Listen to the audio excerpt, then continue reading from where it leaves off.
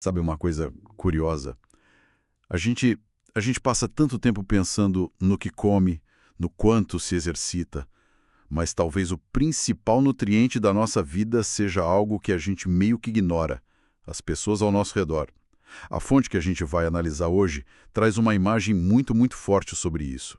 Diz que somos como alguém sentado perto de uma fogueira ou debaixo de uma sombra, sabe? Não precisa fazer nada. A gente absorve o calor ou o frio do ambiente. E parece que é a mesma coisa com o humor, com os hábitos, até com as ambições de quem a gente convive. Olá! Hoje a nossa conversa é sobre essa energia invisível dos nossos círculos sociais. Vamos mergulhar num material que parece ser o capítulo 9 de uma obra maior, para entender como as nossas relações moldam de verdade o rumo que a nossa vida toma. Exato. E o nosso plano aqui não é só, assim, listar o que o texto diz, é desmontar essa ideia para ver como ela funciona na prática. A gente vai investigar por que certos hábitos, sabe, bons e ruins, parecem se espalhar quase como um vírus. E também como é que a gente pode identificar quem nos joga para cima e quem, às vezes, sem querer, nos puxa para baixo. E no final, a ideia é ir além. Não só escolher melhor as companhias, mas pensar que tipo de influência nós mesmos estamos sendo. Perfeito. Então, vamos começar com um conceito que a fonte já joga na mesa de cara. O tal do contágio social. O texto afirma que coisas como, sei lá, o que a gente come, se a gente faz exercício, quanto bebe, Até a felicidade, né? até o nível de felicidade, tudo isso se espalha. E a metáfora que ele usa é de ondas que se propagam em um lago. Nossa, eu achei essa imagem fantástica. E ela é crucial, porque ela diz algo muito profundo sobre como essa influência funciona, sabe? Não é alguém nos convencendo a fazer algo. É sobre a gente estar literalmente submerso no ambiente. Você não decide conscientemente pegar o mau hábito de um colega. Você só começa a nadar na mesma água que ele e aos poucos a corrente te leva. O texto deixa bem claro, né? Se o seu círculo próximo fuma e é sedentário, a sua chance de se tornar igual aumenta drasticamente. Mesmo que ninguém nunca te oferecesse um cigarro. É quase uma osmose de comportamento. Uma osmose comportamental. Boa definição. E o inverso, felizmente, também é verdade. Isso explica muita coisa. E já conecta com outra ideia do texto que fala sobre a vibração dos círculos sociais. Ele diz que quem busca crescimento pessoal meio que fareja quem está na mesma sintonia. É quase um instinto, né? Exatamente, é uma ressonância. E o que eu acho brilhante na fonte é como ela tira isso do campo abstrato. Não é papo de energia cósmica, é observação do dia a dia. O texto cita o amigo que te manda uma foto correndo às 6 da manhã. Não, mas aquilo fica na sua cabeça. Fica. Aquela foto é um lembrete do que é possível. Ou a colega de trabalho que, em vez de reclamar, está sempre fazendo um curso novo, buscando evoluir. A presença dessas pessoas normaliza o esforço, a disciplina. Elas, como diz o texto, elevam, inspiram e encorajam só por existirem ali no nosso campo de visão. Elas mudam a nossa definição de normal. O texto também mergulha fundo no contraponto, as relações que funcionam como pesos invisíveis, que drenam a nossa energia. E essa expressão pesos invisíveis, puxa, ela é muito poderosa, porque é exatamente assim que muita gente se sente, né? Exausta, sem nem saber o porquê. E dar nome a esses pesos é o primeiro passo. O texto é quase um manual de campo para identificar esses padrões. Ele descreve 3 arquétipos clássicos. Primeiro, o pessimista crônico. Aquela pessoa que tem um talento especial para achar a nuvem de chuva em qualquer céu azul. Você chega animado com o projeto. E sai de lá achando que tudo vai dar errado. Conheço alguns. Todos nós. O segundo é o invejoso, que é mais sutil. Ele não te ataca de frente. Ele usa o elogio com veneno. Tipo, parabéns pela promoção. Pena que agora você não vai ter mais vida pessoal, né? É um especialista em azedar a sua conquista. Nossa. Mas o terceiro, o manipulador, talvez seja o mais complexo. Ele opera nas sombras, minando sua autoestima aos poucos para te manter sob controle. São comentários que parecem inofensivos, mas que com o tempo te fazem duvidar da sua própria capacidade. Esse manipulador me parece o mais perigoso, justamente pela sutileza. O pessimista a gente identifica de longe, mas o manipulador pode vir disfarçado de, sei lá, melhor amigo, um familiar que só quer o seu bem. O texto dá algum exemplo mais concreto de como essa manipulação acontece? Ele não detalha um cenário específico, mas a essência que ele descreve é a da dúvida. É aquele comentário que planta uma sementinha de insegurança. Por exemplo, você está animado para começar um negócio. Aí a pessoa diz: "Nossa, que coragem! Você não tem medo de falhar? Com a economia do jeito que tá?" Parece preocupação. Parece, mas o efeito é paralisante. O objetivo, muitas vezes inconsciente, é te manter no mesmo lugar que a pessoa está.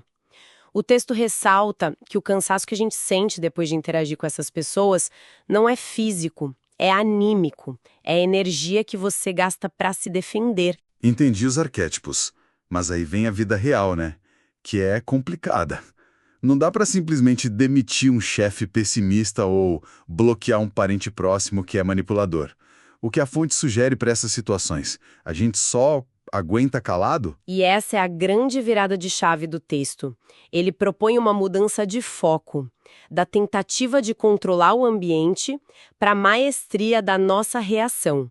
E a ideia central é encarar cada interação, até as mais tóxicas, como uma aula. Eu sei, isso sou um pouco idealista. Parece otimista demais, para ser sincero. Na prática, uma crítica constante de alguém próximo não acaba só destruindo sua confiança, por mais que você tente filtrar a lição. É difícil manter essa guarda alta o tempo todo. Você tem toda a razão, não é fácil, e o texto não diz que é.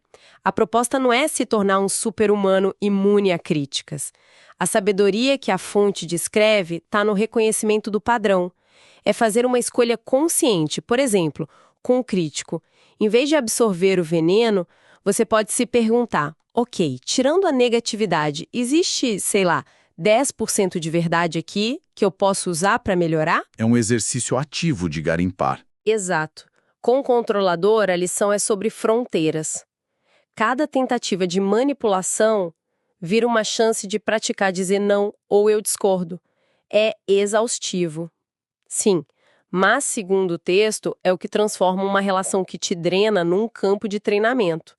No fundo, é sobre sacar o que está acontecendo na hora e escolher como responder, em vez de só absorver tudo no piloto automático. Ok, faz sentido. É uma abordagem mais ativa. E para ajudar a gente a ter essa clareza, para saber onde estão esses vazamentos de energia, a fonte sugere uma ferramenta, bem prática, que ela chama de Simples Mais Poderosa. Ah, sim, o exercício das 5 pessoas. É quase um diagnóstico, um inventário das nossas trocas de energia. Exato, um inventário. A ideia é parar e pensar. Quem são as 5 pessoas com quem eu passo mais tempo? E aí vem o questionamento brutalmente honesto.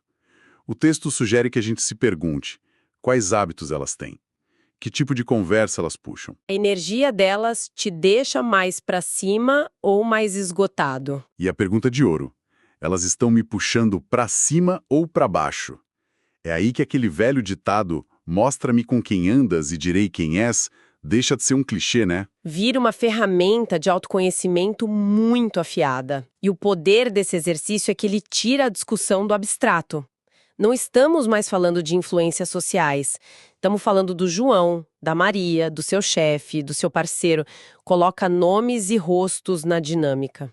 E o interessante é que ele te força a pensar no reverso. Enquanto você analisa a sua lista, você se dá conta de que o meu nome também está na lista de outras 5 pessoas. Exato. E aí a pergunta muda. Que tipo de pessoa eu sou para elas? É o efeito espelho. A gente percebe que não é só uma vítima ou um beneficiário do ambiente. Nós somos parte do ambiente, nós somos a influência na vida de alguém. Precisamente. E aqui a conversa muda de patamar. Sai da autoproteção e entra na responsabilidade. A fonte usa uma imagem muito bonita. Diz que nosso comportamento pode acender ou apagar a chama de quem caminha ao nosso lado. Isso é de uma profundidade imensa. Significa que a forma mais eficaz de cultivar um ambiente positivo ao seu redor não é só sair à caça de pessoas incríveis. É se esforçar para ser uma. Exatamente. Ao cuidar das suas palavras, ao celebrar a conquista dos outros, ao manter o otimismo, você não está só se ajudando, você está ativamente elevando a vibração de todo o seu ecossistema. É um ciclo que se retroalimenta. Então, amarrando tudo isso, a grande mensagem do texto parece ser que a nossa vitalidade, aquela energia para viver, não é só uma questão de, sei lá, dormir bem e comer salada. É um fenômeno muito mais conectado. Influenciada de fora para dentro. Ela nasce na intersecção entre o seu mundo interno e as pessoas com quem você escolhe compartilhar a vida.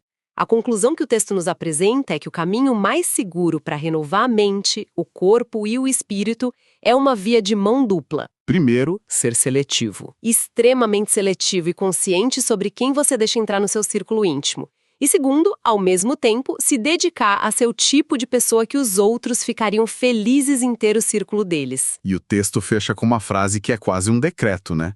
Uma lei da física social. Vale a pena repetir. A energia das pessoas ao seu redor é a energia que você carrega dentro de si. Não tem como ser mais direto do que isso. Poderíamos chamar de a lei da termodinâmica relacional. A energia não se cria do nada, ela se transfere. E a qualidade dessa energia que a gente troca define em grande parte a qualidade da nossa vida. Bom, recapitulando os pontos principais de hoje então. Primeiro, entender que o contágio social é real e opera debaixo do nosso nariz. Isso é o ponto de partida. Segundo, a gente precisa se tornar um detetive das nossas próprias relações, identificando quem nos nutre e quem nos drena. Com certeza. Terceiro, o exercício das 5 pessoas não é um jogo, é uma ferramenta poderosa de diagnóstico. E por último, e talvez o mais importante, lembrar que nós não somos só passageiros. Nós também somos parte do clima no barco. Temos a responsabilidade de ser uma boa influência. É uma ótima síntese e eu adicionaria que esse último ponto sobre a nossa responsabilidade é o que transforma tudo isso de uma simples dica de bem-estar numa verdadeira filosofia de vida. E com base nisso eu queria deixar um pensamento final. A fonte nos fez olhar para fora, para as 5 pessoas ao nosso redor. Mas vamos inverter o espelho só por um instante. Se os nossos hábitos e a nossa energia são de fato um reflexo dessas nossas conexões, qual única e pequena mudança que poderíamos fazer no nosso próprio comportamento, hoje, teria o maior potencial de criar um efeito cascata positivo dentro desse nosso pequeno círculo amanhã?